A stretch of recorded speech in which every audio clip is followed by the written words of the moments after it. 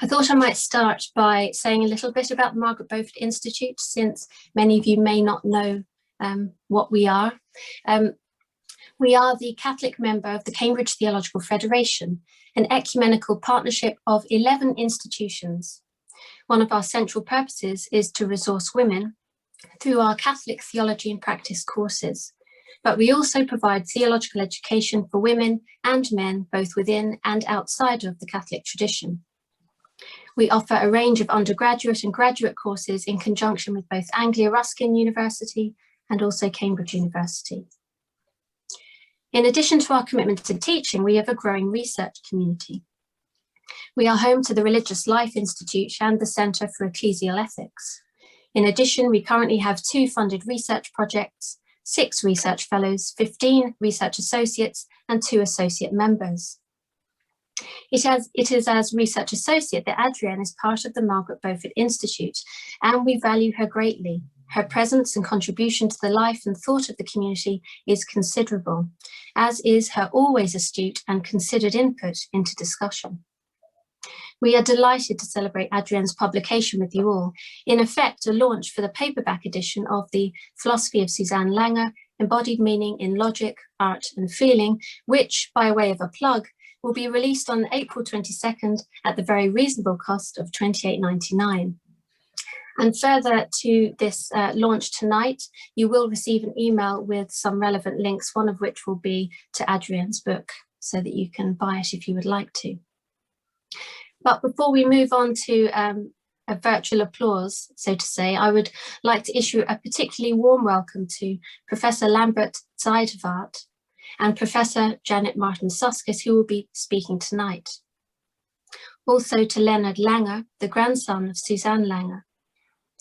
To members of the Langer Circle, which was founded last year and is hosted by Utrecht University in the Netherlands, and to members of the Institute for Christian Studies in Toronto, where Adrienne taught philosophical aesthetics for 8 years, and especially to Professor Calvin Zeerveld, who was her professor and predecessor, and who also introduced her to Langer.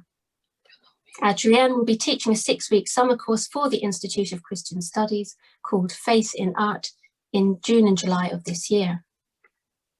You are all very welcome, and I at this point invite you to join me in offering a virtual round of applause as we say, congratulations, Adrienne, on the publication of this book.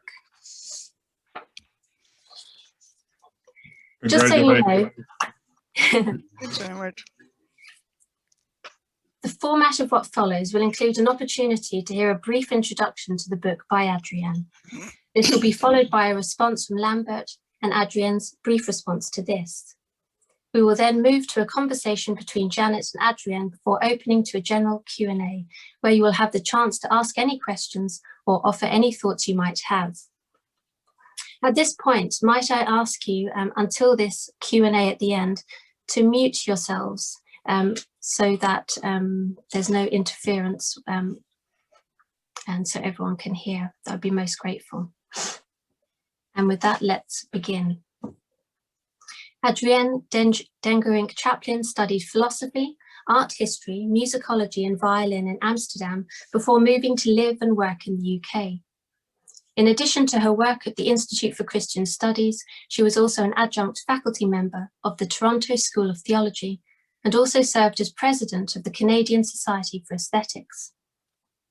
Upon her move to the UK, she worked as an independent writer and speaker. She teaches courses for different institutions internationally. Adrienne's research is at the interface of philosophy, theology, and art. She has a particular interest in the way art articulates non-discursive meaning about the world and lived human experience, including religious experience. She has a particular interest in socially engaged art and art in the context of peace building and reconciliation. She is the founding director and curator of the travelling exhibition, Art, Conflict and Remembering, the Murals of the Bogside Artists. This aims to increase British understanding of the causes and the legacy of the Troubles in Northern Ireland. This has been shown in arts festivals, cathedrals and universities. In addition to this book tonight that we're celebrating, Adrienne has published a number of chapters and articles including Art, Protest and Peace, the murals of the Bogside artists, Feeling the Body in Art, Embodied Cognition and Aesthetics, and Transcendence Remixed on the Complex Role of Religion in Contemporary Art. Welcome, Adrienne. Thank you. Well, I'm very grateful to Verdia and the Margaret Beaufort Institute for hosting this event. It's been a real pleasure to be part of the MBI community for the last 2 years or so, even if largely via Zoom. On the plus side, Zoom meetings allow more people to gather than would normally be the case, and I'm particularly pleased to see several old colleagues from the Institute for Christian Studies, including Professor Zuidervaart, who first introduced me to Langer, as well as colleagues from the recently founded Langer Circle. And I'm also particularly delighted to know that Susanne Langer's grandson, Lambert, is joining us here. Let me just say a few words about the book and about Susanne Langer. So Langer is an American philosopher who lived from 1895 to 1985 and was for a long time mainly known for her works on philosophy of art and music written in the 1940s and 50s. More recently, though, scholars have begun to discover the work that both followed and preceded it, leading to reappraisals and renewed appreciation of her thought. One evidence of this is the newly founded International Langer Circle, a society that is already attracting philosophers and scholars from a wide variety of disciplines, as well as practicing artists. Langer's entire career spanned well over 50 years, during which he wrote 9 books, edited 2, and wrote many scholarly articles. It can be broadly divided into 3 main periods. In the first period, in the 20s and 30s, Langer worked mainly on symbolic logic and epistemology, and wrote her first 2 books, The Practice of Philosophy and An Introduction to Symbolic Logic. In the second period, during the 40s and 50s, she moved from symbolic logic to a more general philosophy of symbolic forms, to include the forms of the arts, as is reflected in her next 3 books, Philosophy in a New Key, Feeling and Form, and Problems of Art.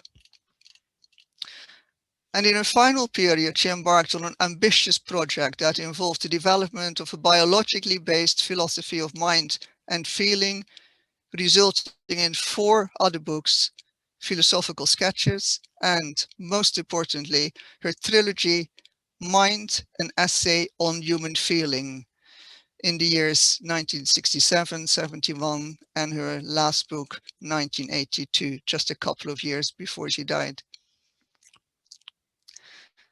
Throughout these diverse works runs one unifying theme or new key: the recognition that the basic sense data and facts that make up human experience and knowledge are inherently symbolic. That is, they are particular abstractions and projections of the world. Despite this impressive oeuvre, Langer was, and still is, insufficiently recognized and frequently misunderstood for a variety of reasons. First of all, Langer wrote at a time of deep-seated cultural prejudice against female philosophers and systemic institutional discrimination against women in the academy in general. Although she is often referred to as the first female professional philosopher in America, she did not, in fact, have a tenured position until her appointment at the Connecticut College for Women in 1954 at the age of 59. But there were other reasons too. There was the fact that Langer's wide-ranging, holistic and boundary-crossing approach did not sit easily with the increasing narrowness and professionalization of mainstream analytic philosophy. Even though Langer herself, in her early years, had actively contributed to the birth of American analytic philosophy as a whole, She was a co-founder of the Association for Symbolic Logic and review editor for its journal. She was always more interested in the broader questions of meaning that shaped the way philosophical problems were being formulated. This broader interest was largely shaped by four formative sources, most notably her mentors, the logician Henry Scheffer and the process philosopher Alfred North Whitehead, as well as the philosophers Ernst Cassirer and Ludwig Wittgenstein. Now, while it's generally known to those with even a cursory knowledge of Langer that she was influenced by these four thinkers, there is often a limited understanding of exactly how and to what extent that influence operated. Because of that, I've devoted a chapter to each of these thinkers in my book.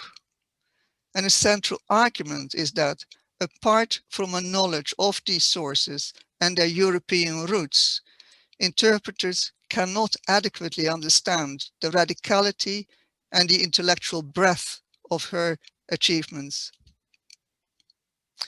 A key element of Langer's vision was a recognition that the world could be seen through a diverse range of symbolic forms or prisms, each highlighting a different aspect or dimension of reality.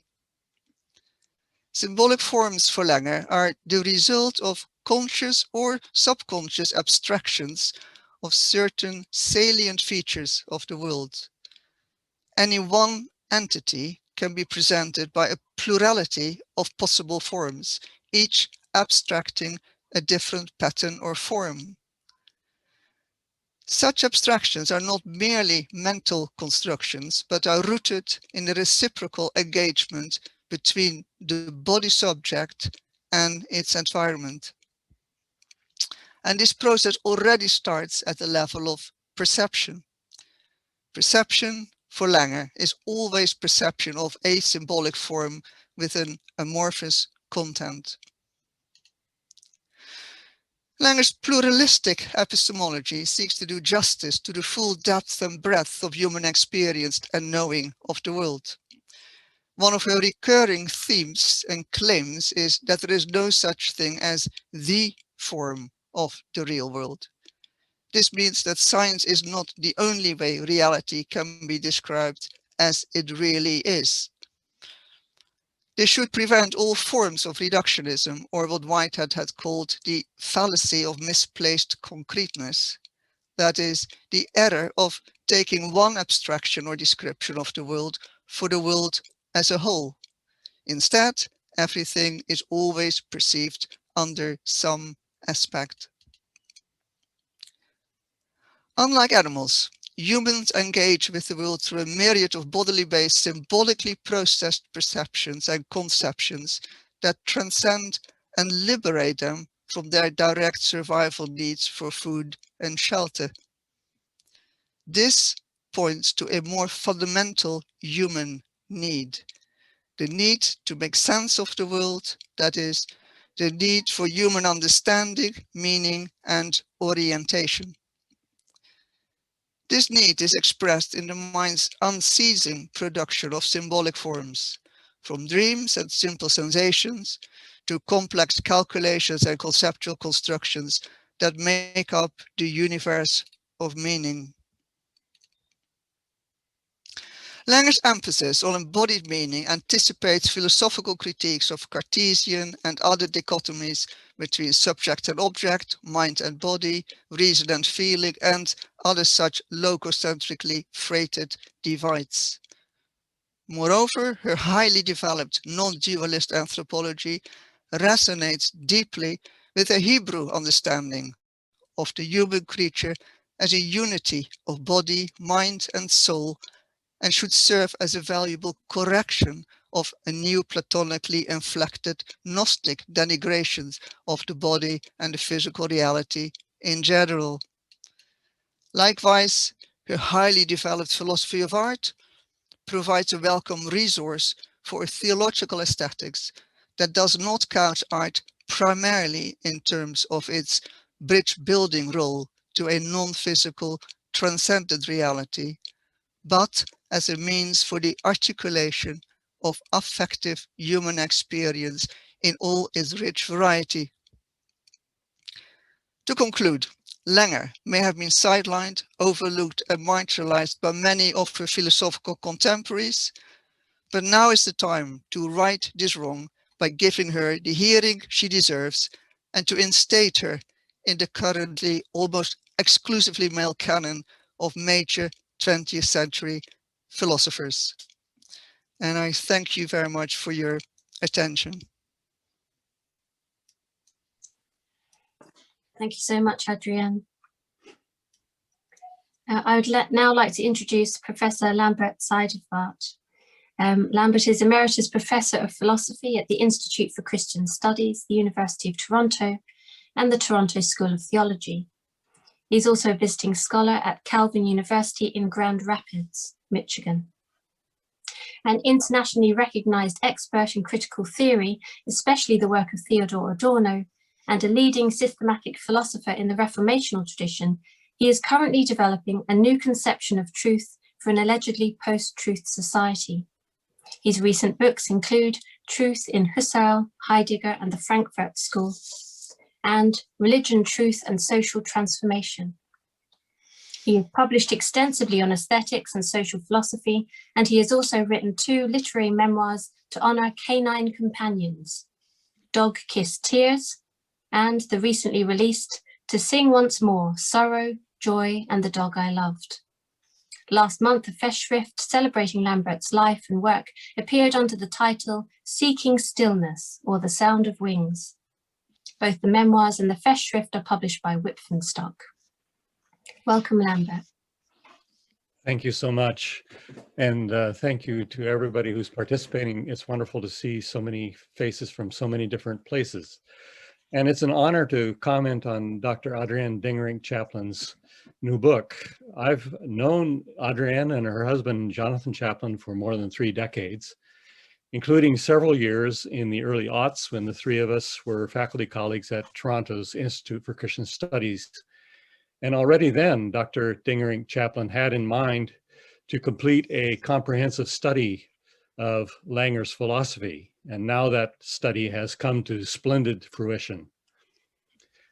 The philosophy of Susanne Langer accomplishes something few other scholars have even attempted. Dr. Dengerink Chaplin not only thoroughly excavates the roots of Langer's work in early 20th century philosophy, but also demonstrates the contemporary relevance of Langer's fecund and precise investigations. Patiently, insightfully, and creatively, the book sets the record straight, retrieving Langer's work from both narrow misunderstandings and broad neglect. I applaud this wonderful accomplishment, and I offer Adrienne my hearty congratulations. I first read Susanne K. Langer in the 1970s when I pursued graduate studies in philosophical aesthetics with Professor Calvin Seerveld in Toronto. Having completed an undergraduate double major in music and philosophy, I was keen to develop a new philosophy of music. Langer's ideas about presentational symbolism and embodied meaning offered a promising way to talk about music and the other arts as legitimate domains of non-discursive knowledge, it seemed to me. In fact, Langer's work seemed so fruitful for a new philosophy of music that I nearly decided to write a dissertation on it. But the siren call of German scholarship intervened, and soon Joyce and I moved to Berlin, where I wrote a dissertation on Theodor Adorno's aesthetic theory. Yet my study of Adorno focused on his idea of artistic truth, and in that connection, Langer's work never lost its appeal.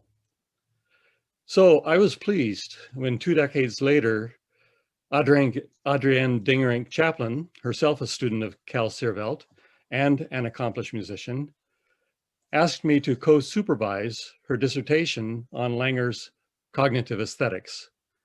And from that dissertation grew the book we celebrate today.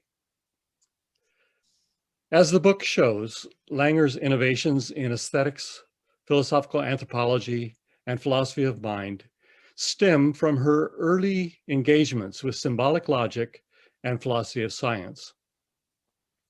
One can only wonder what a culminating synthesis of these innovations would have looked like had what Langer calls the hindrances of age not curtailed her work.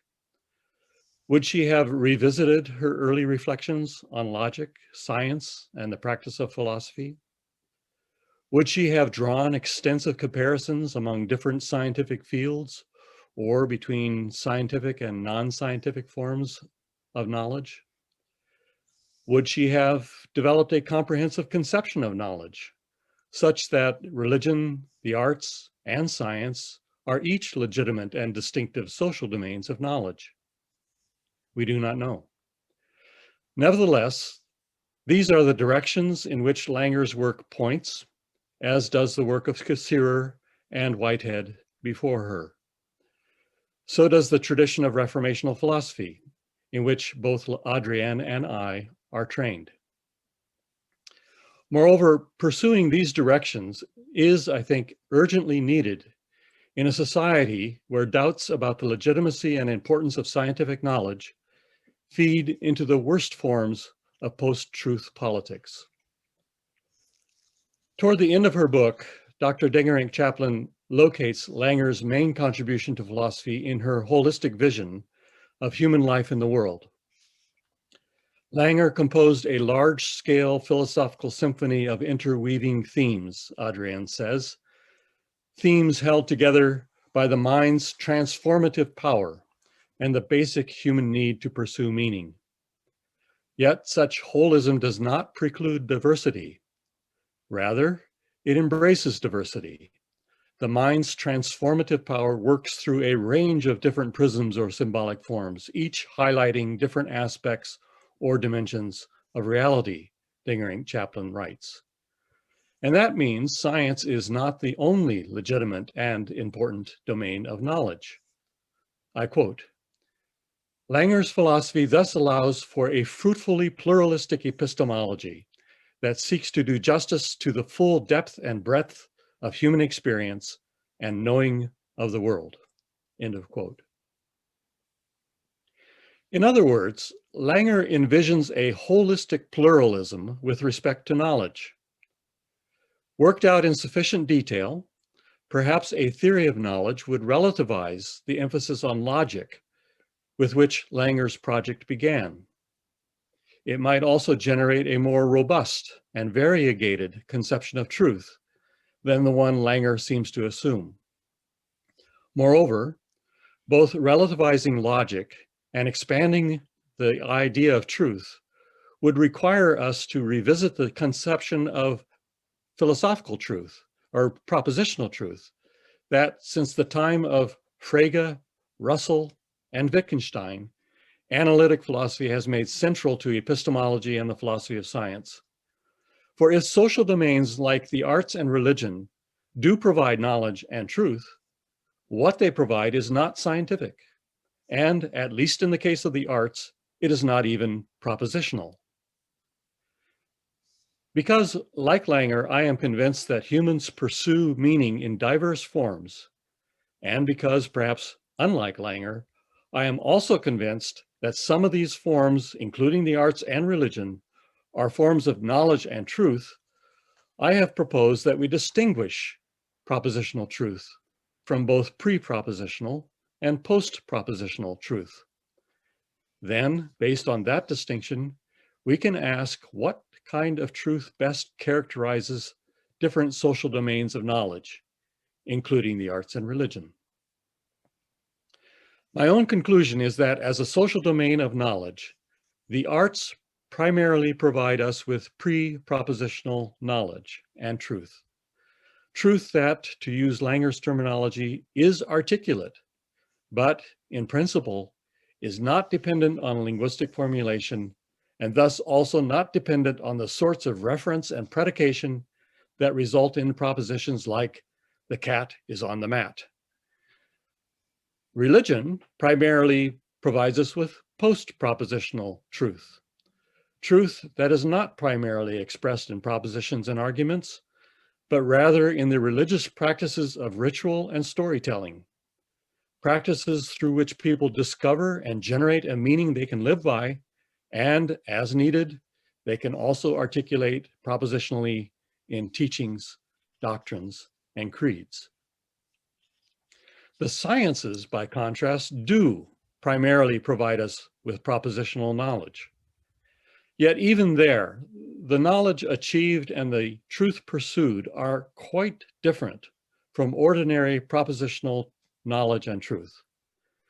For science seeks theoretical validity and evidence-based accuracy, and these take ordinary logical validity and factual accuracy to a new level. Consequently, to explain the legitimacy and importance of scientific truth, one needs to explore its links to ordinary propositional truth. One also needs to track the relationships between science and social domains of primarily non-propositional truth, such as the arts and religion. That in part is the project of the book I am currently completing on the idea of truth. Against post-truth politics, I aim to show why scientific truth is both legitimate and important in a society such as ours. Yet, against the tendency to privilege science, as if science has the primary or exclusive claim to truth, I also aim to show that it is only one among several social domains of truth. Scientific truth, then, is important, but it is not all important. To show this, one must get clear about what propositional truth is and why it matters. What then is propositional truth?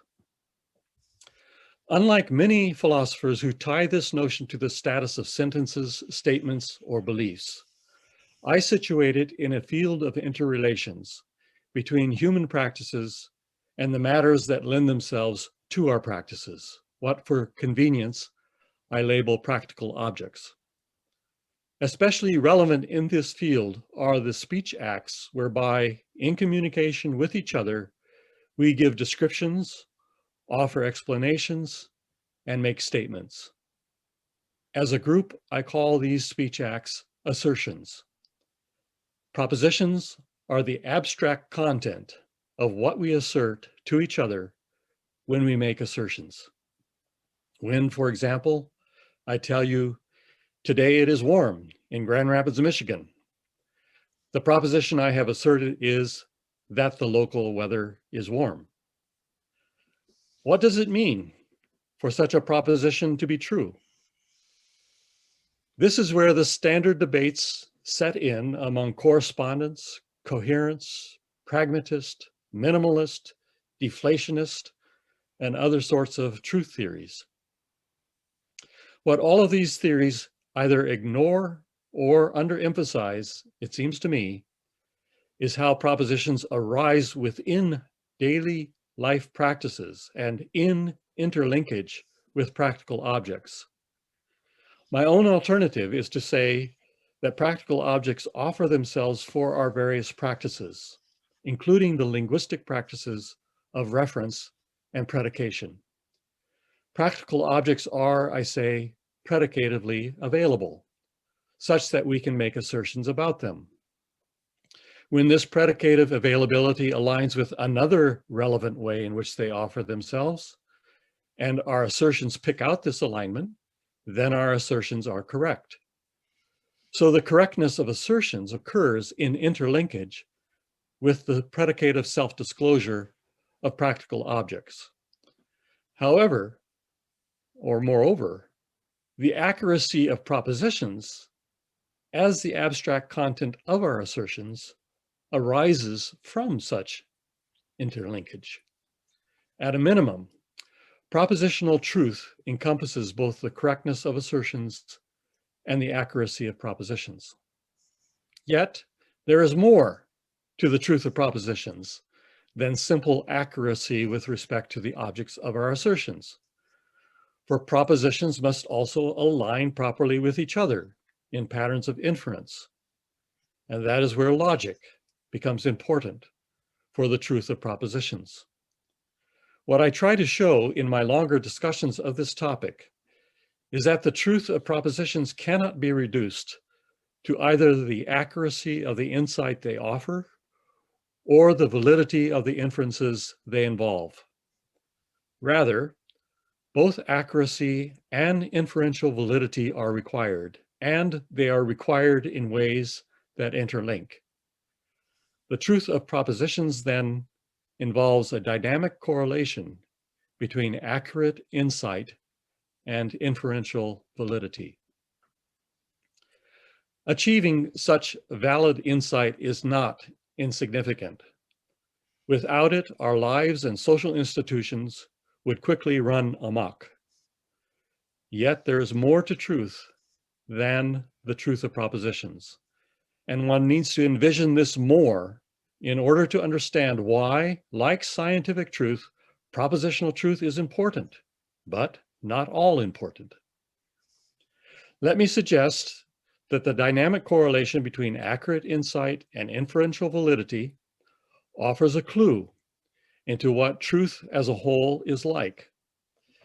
It offers a clue not because truth as a whole is an extension or elaboration of propositional truth, but because the dynamic correlation that characterizes propositional truth both echoes and participates in the structure and process of truth as a whole. This, I think, is the potential insight within Langer's emphasis on the logic of symbols, although the connection between propositional truth and truth as a whole exceeds anything that can properly be called logic. In brief, I consider truth as a whole to consist in a dynamic correlation between human fidelity to societal principles on the one hand, and a life-giving disclosure of society on the other. Each distinct social domain of truth both echoes and participates in the dynamic correlation between fidelity and disclosure within truth as a whole. Artistic truth, for example, involves a dynamic correlation between fidelity to the societal principle of imaginative cogency and what I have called the imaginative disclosure of life and society. Scientific truth involves a dynamic correlation between fidelity to the principle of theoretical validity and evidence-based disclosure of whatever science studies. Religion, too, has its own specific truth-constituting dynamic correlation. Controversially, I would say politics does as well. A correlation between fidelity to the societal principle of justice and the life-giving liberation of people and other creatures from oppression. If that is so, then post-truth politics is triply problematic. It dismisses both propositional truth and scientific truth. It distorts the correlation between justice and liberation that makes up political truth, and it rejects what I have called truth as a whole. And those religious adherents, such as right-wing evangelical Christians in the United States, where I live and I am a citizen, those who think their faith requires them to support post-truth politics are sadly and destructively mistaken about both politics and religion. Now, these might not have been the issues that Langer so ably addressed, and that Dr. Dengerink Chaplin so masterfully distills. Yet they are parts of the contemporary societal landscape that help make Langer's holistic pluralism both compelling and important. Scholars who care about the social relevance of contemporary Western philosophy could start by reading or rereading Susanne K. Langer. For this, Adrienne's path-breaking work will provide an inspiring and reliable guide. Thank you very much. Thank you very much, Lambert. Adrienne, would you like to offer a brief response? I will, yes.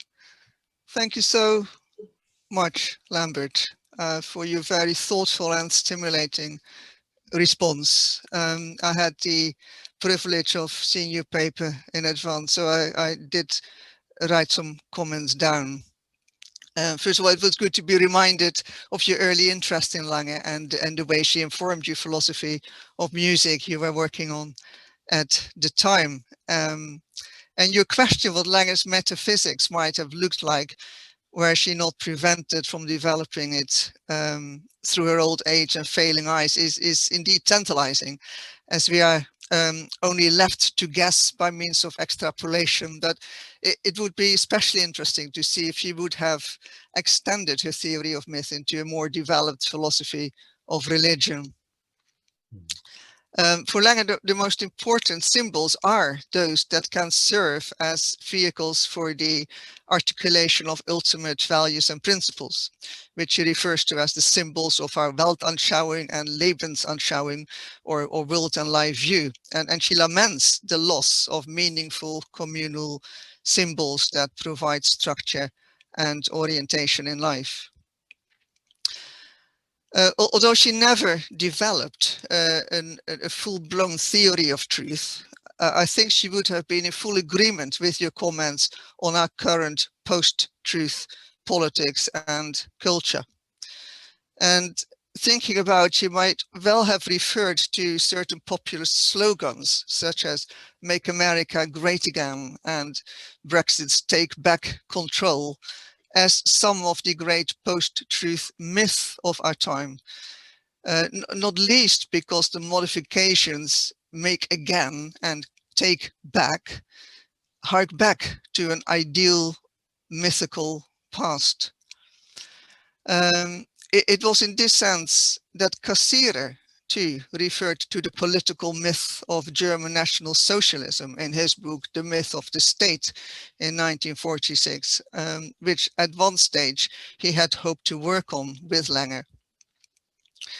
In that book, Cassirer criticizes Heidegger's philosophy of Geworfenheit as undermining the forces that could have resisted those myths, which then became pliable instruments, he says, in the hands of political leaders. And as we now know, Cassirer himself had to flee Germany, first to England and then to Sweden, before ending up in America, where he died just months before the collapse of the Third Reich. So in the meantime, in Germany, all his books had been burned alongside those by other Jewish writers and banned from libraries and universities, with the result that by the end of the war, his name had all been erased and his writings forgotten. Now, Langer was acutely aware of the risks of unformed and irrational emotions when she emphasized the importance of symbolic forms that enabled thoughtful reflection on as yet unarticulate feelings, of unarticulated feelings. And throughout her work, she stressed the importance of free speech and expression, including those in the forms of art, literature, and music. And for her, art also played an important role in the education of feeling. She claimed that a society that neglects the education of feeling by means of art risked giving itself up to formless emotion, such as those referred earlier. And in a chapter in Problems of Art, she explicitly stated that she considered the lack of such education to be a large factor in the irrationalism of a society which dictators and demagogues are keen to exploit. As to your upcoming book, it was fascinating to get a preview of your distinctions between propositional, pre-propositional, and post-propositional conceptions of truth. It's like a tongue twister, isn't it? As it's become more commonplace these days to talk about pre-propositional knowledge, in the sense that Langer also referred to it. I found your idea of a post-propositional truth, as might be found in religion, particularly evocative, especially as yet another form of life-giving disclosure.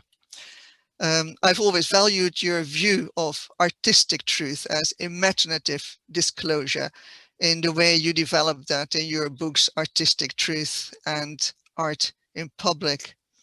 And based on your work on Adorno and other writings, it did not come as a surprise to see how you also locate truth in relation to societal principles. And in view of my earlier comments, it should be clear that much of that also resonates deeply with Langer's concerns. Now, I'm afraid I cannot do justice to many of your other rich observations, as I do not want to take too much time, but I want to thank you again very much for your stimulating response. Thanks, Adrienne. I would love to interact with you more on many of the things you just said, but I think we need to go on, so I'll just wait.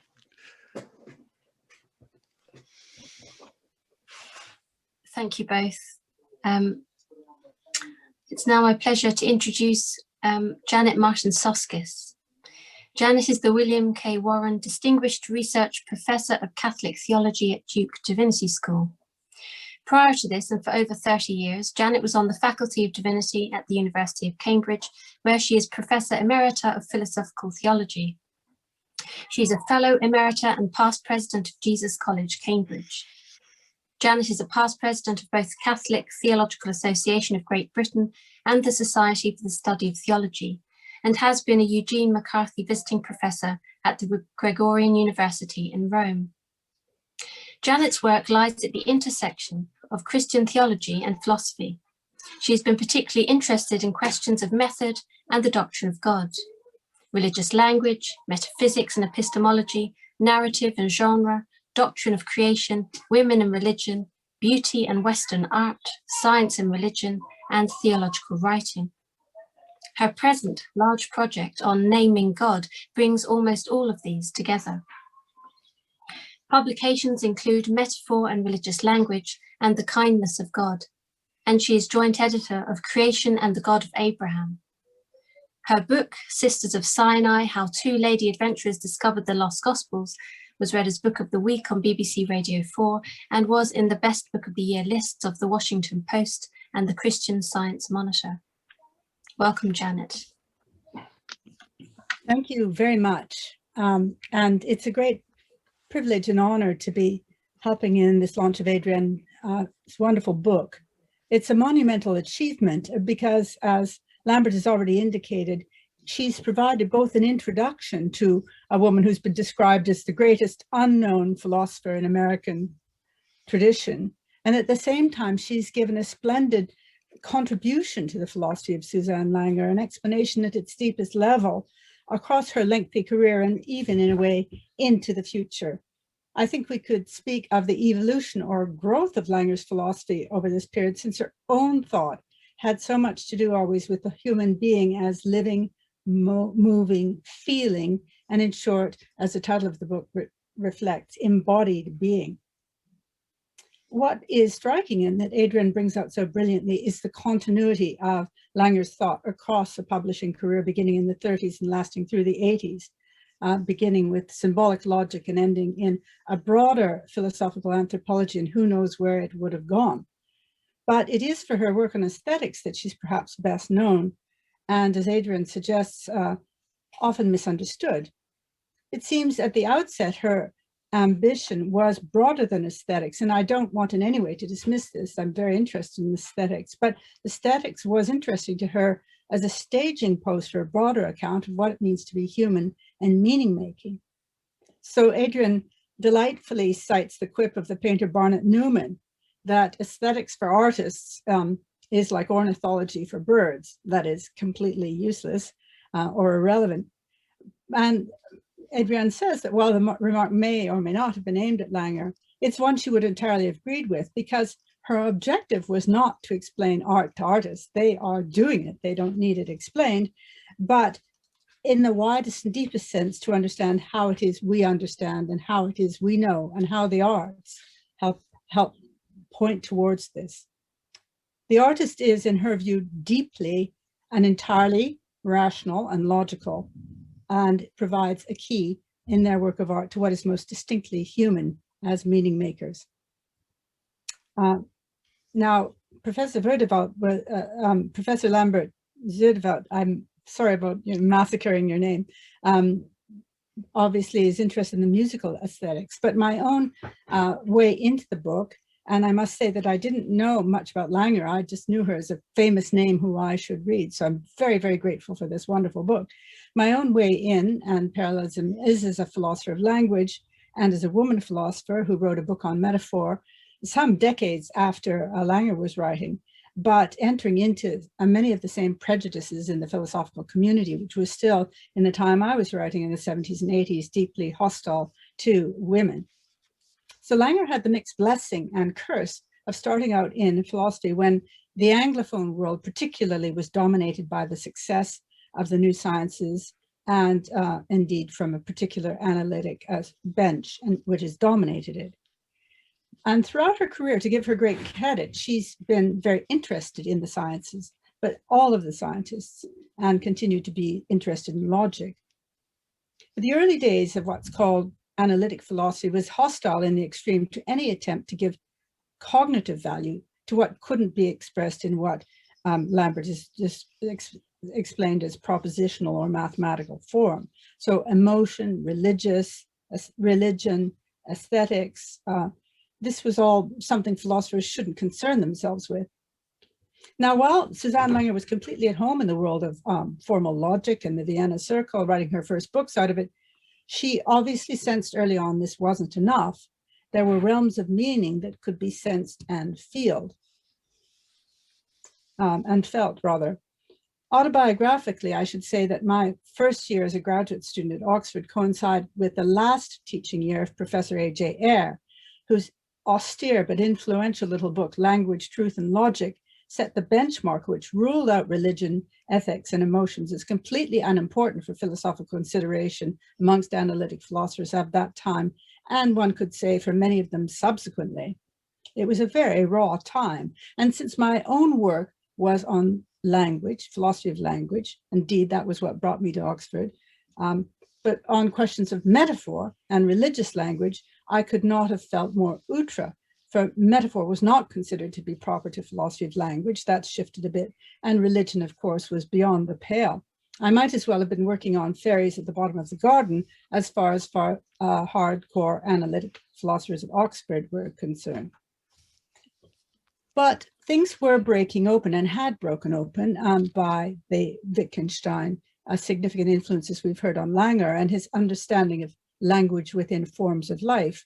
And Langer's interest, like that of Wittgenstein, was in the semantic or semiotic, for she was interested in meaning making in the broadest senses, broader really than Wittgenstein's, although he reached in that direction.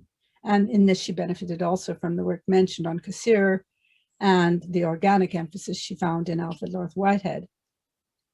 So from early on, she was very aware of the inadequacy of what's been referred to already as the Cartesian dualism, the notion that somehow the mind was an inexplicable interloper to a world that was brute fact.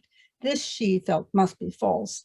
And she also seemed to have very early on an instinctive understanding that human knowing must come and be understood through seriously addressing the body and its ways of knowing and meaning making. Meaning does not lie on the flat surface of the world, nor is it solely an arbitrary construct, but it is one of the human organism's natural and, we could say, biological responses to what surrounds it. In this, Langer provided an answer, if she'd been listened to, and she was listened to by some, but perhaps should have been listened to by more, to the reductive materialism that's dogged much of 20th and even 21st century philosophy.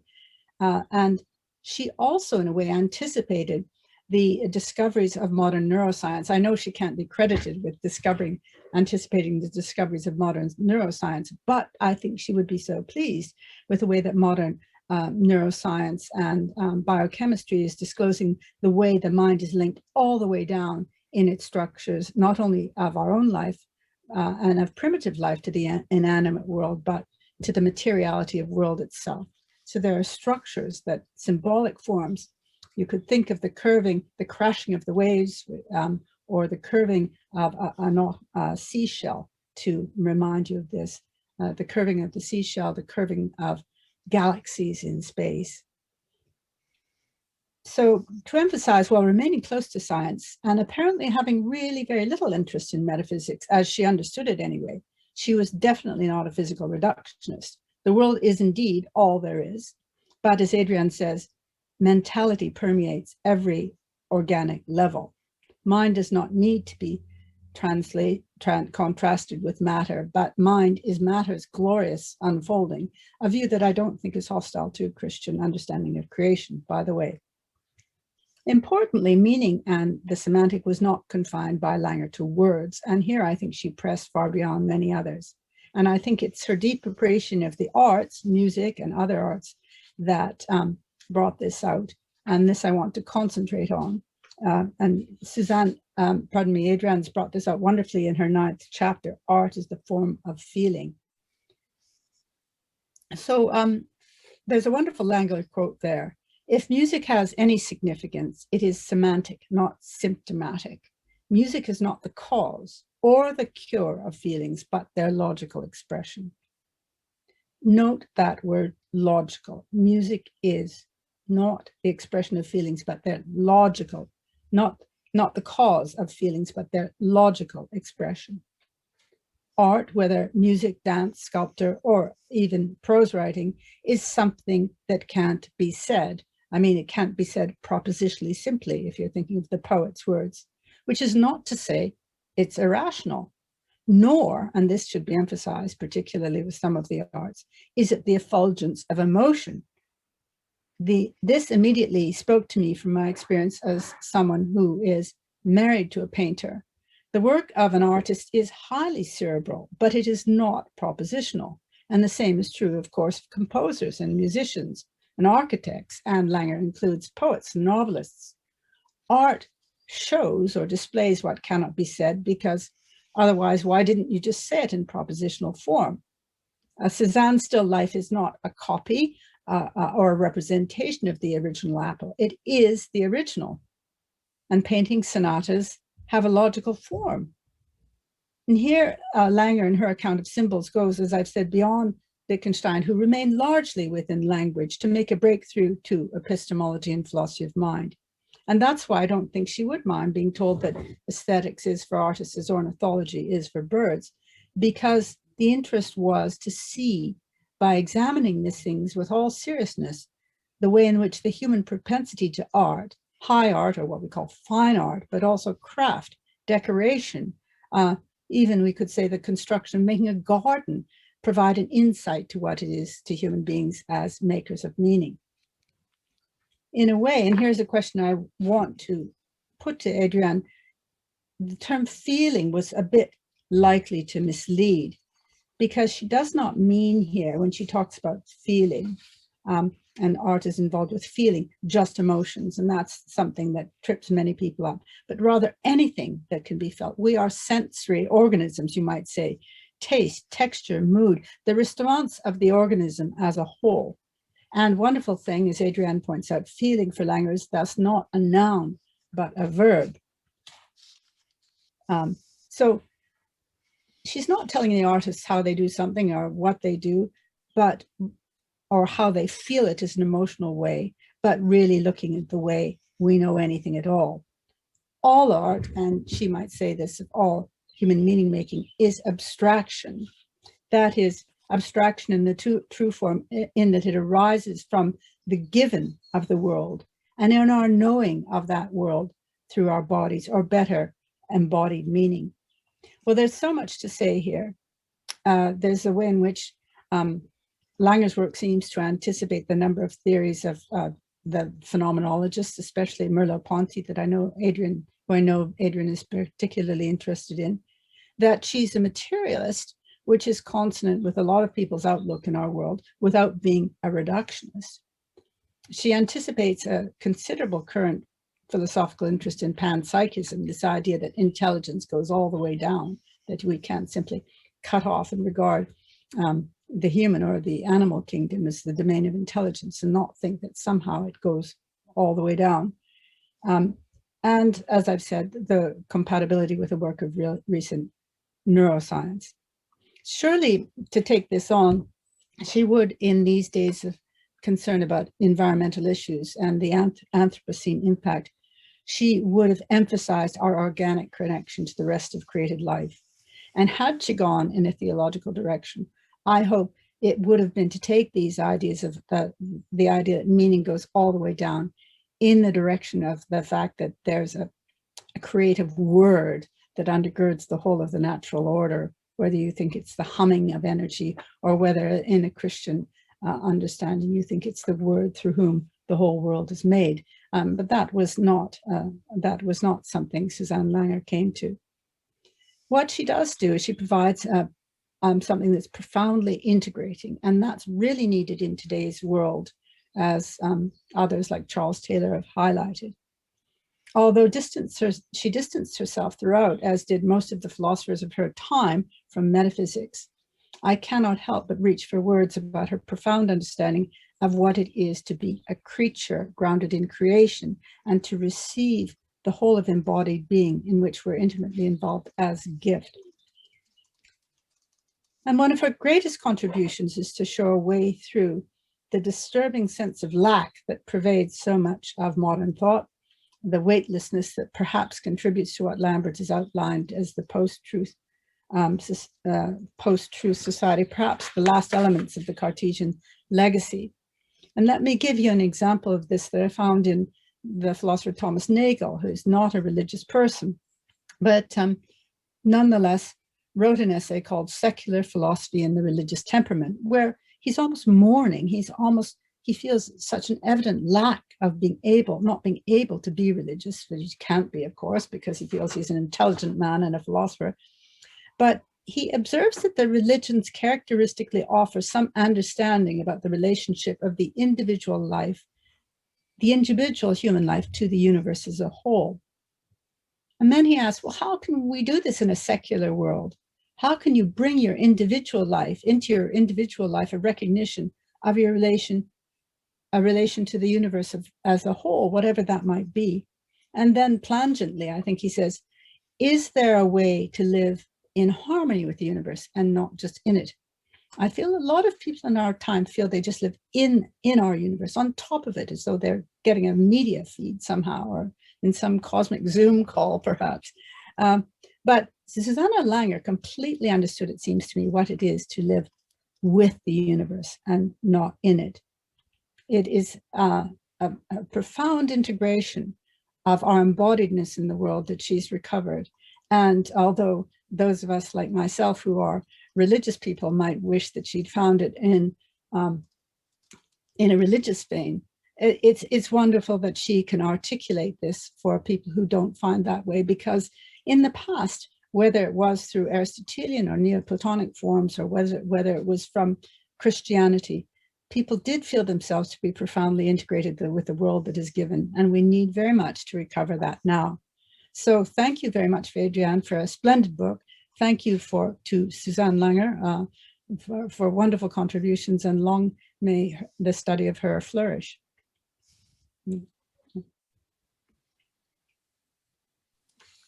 Now, I don't know whether you want to come back on this directly, Adrienne, about some of the things here that I mentioned. Yeah, just a few comments, and in particular your question, and I cannot do justice to all the thoughts you presented, but also I had to smile at your reference to your first year at Oxford when working on questions of metaphor and religious language, and being seen by your mentors as a study into fairies at the bottom of the garden. I thought it was very funny.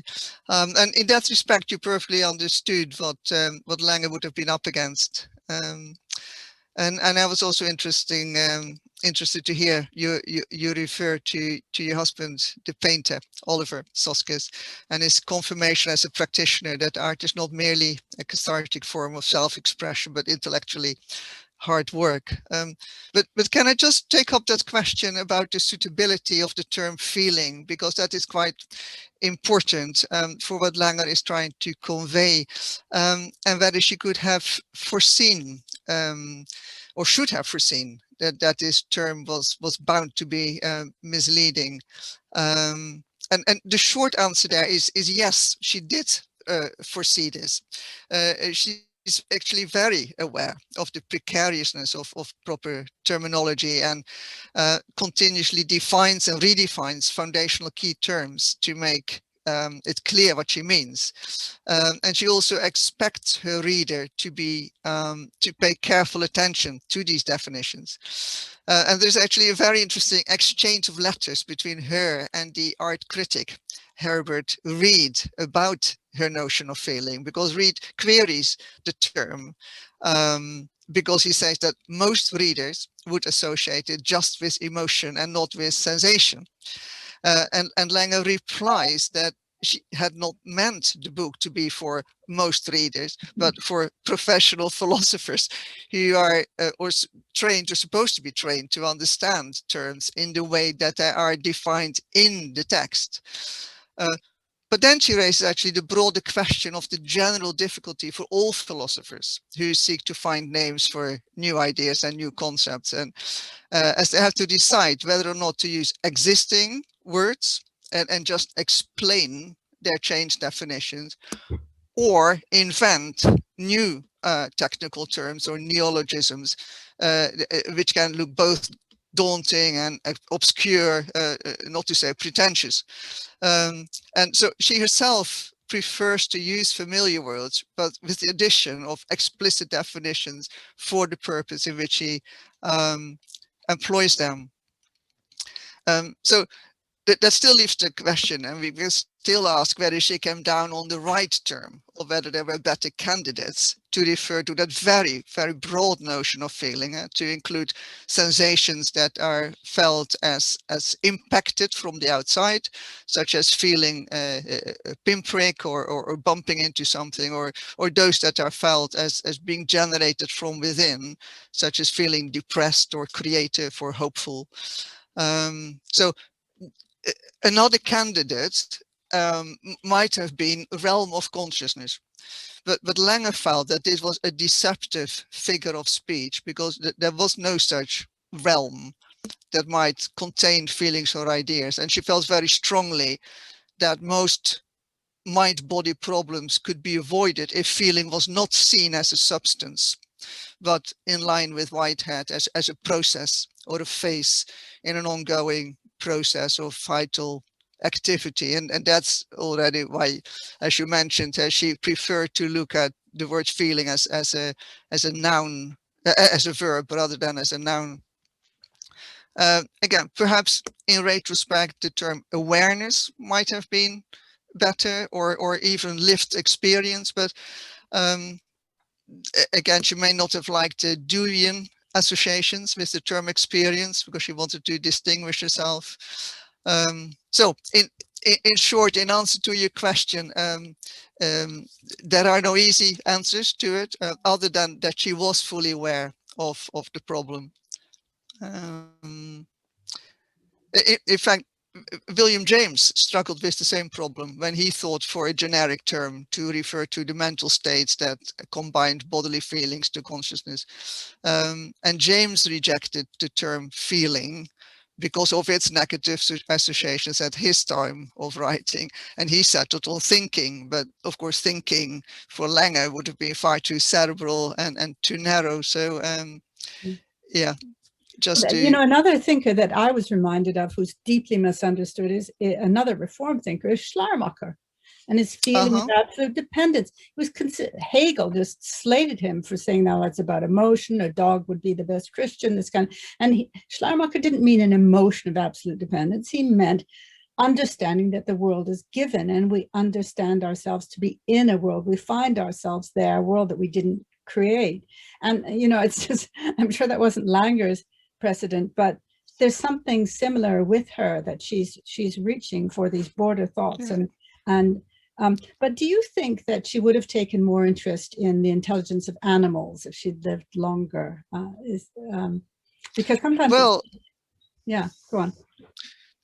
I hope she would, because I think it's a very neglected subject, and I end my book on actually saying that is one area, and I know some people in the Langer circle are working on that.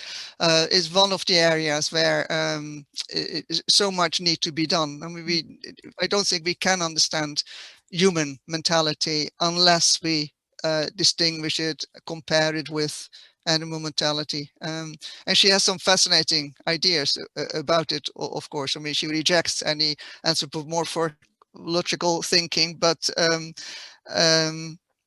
she also sees continuity. But then the main difference is, of course, that she says, well, human beings are animal symbolicum, so that is her main difference in distinction from animal mentality. I don't think there's anything that we really see in animals that equates quite with the abstractions that she identifies with the work of art. For instance, well, that all art is abstraction. Yes, we have lyre birds that build beautiful nests and put colors together, but the way that human beings will think to align notes to make music, or color and form to make paintings, I think is, I would say it's in continuity with animal reality, but it does seem to be quite a step, and a very interesting one. And of course, a reaching out and making sense of the cosmic in the way that we don't necessarily believe that animals want to make sense of the cosmic, but who knows? That's right, yes. Yeah, no, that's absolutely right. So for humans, she says, it renders experience available for it to be reflected upon. And that's something animals can do. She has this wonderful example. She says, yeah, animals, they can enjoy the taste and the texture of food, but they have not the ability to reflect on it afterwards and say how wonderful it was. And I think that's right. So it doesn't have that ritual, as it were, which it can be in a human context. Thank you both very much.